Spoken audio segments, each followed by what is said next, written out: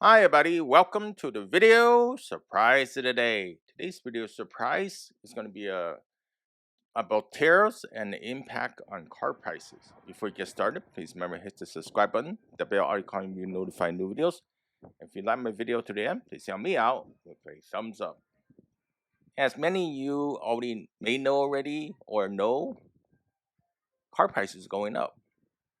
Well, it's not a shortage in demand, right?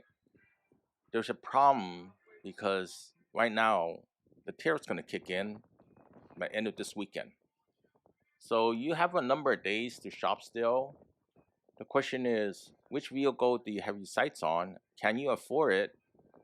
And if not, you could buy it later, but it's probably going to cost you thousands and thousands of dollars more. I've seen numbers on the news media that range from 4,000 to say 12,000, and depending on the brand, of course, right? And some brands are only made in Japan, only made in Korea, like some of the Kias, some of the Lexus models, and those going to be very pricey. Some of the domestic one, the Grand Highlander, for example, is made in US of A, but they still carry a lot of foreign parts. BZ4X, I have this video here. This is a older BZ4X, by the way, and this is made in Japan. Imagine the price of these vehicles. So those prices will go up. Get ready to pay more, and also get ready to pay more for the insurance because look at it this way: if the parts are more expensive, definitely making the vehicle would be more expensive, and the insurance something needed body repair or mechanical failure, those prices will go up as well. Besides, look at the tires in this particular vehicle, for example, right? Bridgestone, maybe it's from Japan, for example, right? That's going to be a higher price. You like Michelin's. And Michelin's are made in Canada, for example. There's a tariff of 25% on that, right? Or maybe Mexico, for example. And all this going to be trickle around, right? It's like a feedback loop. You think about it, right? Price of goods going to go up at least temporarily until it basically is baked into the system. Transitory, that's what they say. The feds. I'm not too much into that.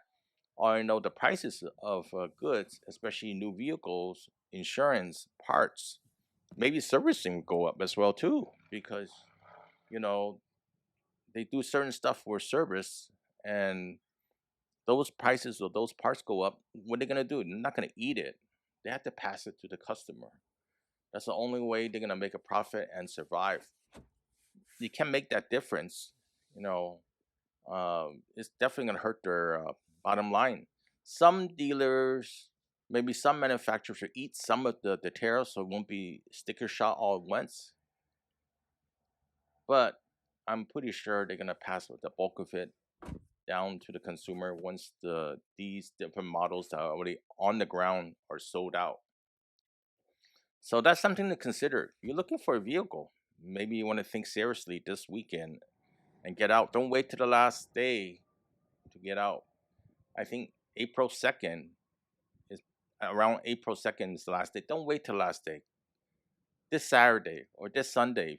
And I'm not doing this because I'm saying it and to a lot of people that work at the dealer, I'm advertising for free for them. But definitely consider a vehicle if your vehicle is failing and having a lot of problems, or you've been putting that off. You know, just consider you might be paying thousands and thousands of dollars more thanks to the tariffs. And yes, there's a good side to that if you look at it that way. You probably will bring jobs back to the USFA. Some of these vehicles could be made in USFA. Yes, it takes time. It takes time to build those factories. It takes money to build those factories. And also it takes labor. You need to find the right people willing to work in those factories as well. So that's another thing that will come up. And of course, the wages will be higher and than some of the models. I think the ones that really particularly hit hard are the economical vehicles. So if you're looking for the low end vehicles, and those are the ones going to hit hard. So you think of it this way: so people gonna look for what? They're gonna look for used vehicles because the prices of new vehicles are expensive. So once they, supply and demand, so the more demand on the used vehicles, those prices will go up as well too. So it's not that easy in a way, right? On these specialized vehicles, a lot of components, you can see this BZ4X, for example, are made in other countries like Japan, in this one in particular, right? And little things that you think, oh, those are not that expensive. Things are not that expensive. All of a sudden, the price goes up. So that could add up.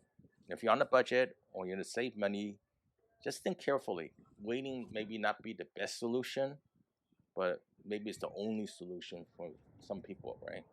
And this vehicle is pretty spacious. Pretty much it's like a RAV4, all fancy up, but stripped of ICE, internal combustion engine, and just a EV. So it feels like a RAV4 inside with some changes. So if shopping for a vehicle, man, I think the RAV4 size is a great size, and this is the electric version of the RAV4. I would say they changed the marketing name. And one thing I want to do, hopefully this video helps you out. Really appreciate a thumbs up, comment to share. Please leave it below. Please remember to subscribe, and I see you next time. Have a good one. Bye.